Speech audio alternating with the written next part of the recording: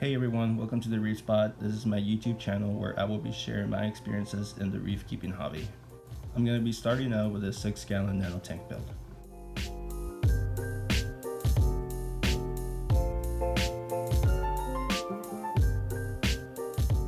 So this tank comes with this foam mat you guys see here. The foam mat helps keep the tank level and helps with weight distribution. Usually if one side of the tank gets too heavy in rimless tanks, it could crack the tank or lead to other failures. They also included this glass lid you guys see here. The glass lid isn't my favorite, and I'm probably not going to be using it in this tank build.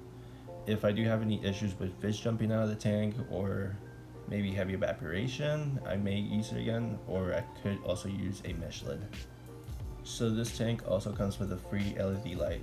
The light's not very strong, so it's not going to be my main light, but I'm still going to be using it for other parts of this build. For my main light, I decided to go with this Fluval LED light.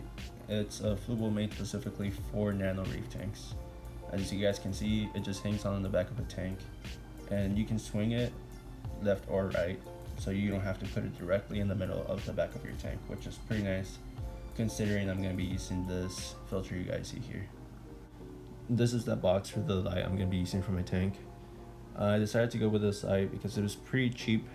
I could get it then and there instead of waiting for an Amazon delivery, and they have the app that lets me control the light cycle pretty easily from my phone.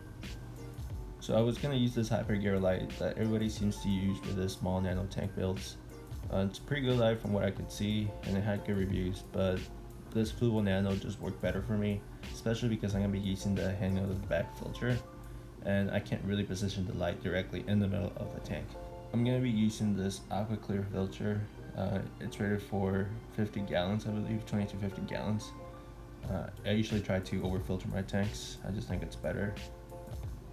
I'm going to modify the filter so that it fits Kato on the back. So I'm going to use the pieces that come with the filter, but I'm going to cut them up and glue them in place so that I can have a refrigerant back there. I'm not going to show how I modified the filter in this video, but in one of my future videos I'm going to show you guys how to modify the filter so that you can have your own refrigerant back there. So for my chemical filtration, I'm going to be using Purigen. I usually use this on freshwater tanks, but I'm going to give it a try on this nano tank just to see how it goes. If it really doesn't work out, I might just switch over to GFO or carbon. For this build, I think one of the most important pieces of equipment is going to be the ATO. So I'm going to be making my own ATO out of this pump and this float switch you guys see here. I got this pump off Amazon for about $10, and the float switches came in a pack of 6 for about $10 also. I'm going to be releasing this DIY tutorial with the hang on the back DIY tutorial and a future video also. Essentially the way this DIY ATO is going to work is I'm going to wire this float switch directly to the pump, and as water decreases, the float switch will activate the pump, causing the float to go up and keeping the water stable. For the heater, I'm going to be using this aquascaped preset heater. It's preset to about 78 degrees, so it's just pretty much plug and play. I don't have to worry about messing with the temperature in it. It's rated for, I believe, 15 gallons or up to 10 gallons, so this is perfect for this tank. If you guys didn't know, by the way, you can price match Petco's prices online, which is where I got this, and usually their online prices are way cheaper than what they have it in store. So I got this guy for about $10 at Petco. So here's an overview of the equipment I'm going to be using for this build. I'm going to go paint the back of the aquarium black with acrylic paint, and then I'm going to get it set up, and I'm going to show you guys what the final result looks like. So to paint the back of the tank, I taped off the sides to prevent any of the paint from getting on the other glass panels.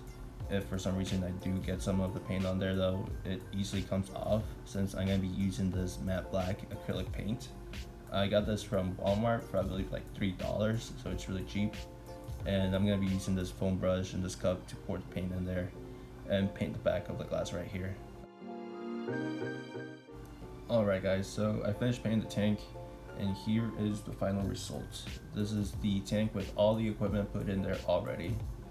I will be making videos in the future with me adding the rock and the sand as well as the water.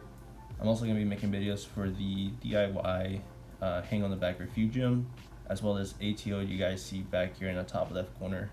I will be releasing videos weekly, so if you guys want to follow along and like what you see here, please consider subscribing. If you guys have any comments or questions, let me know below, and I will see you guys next week.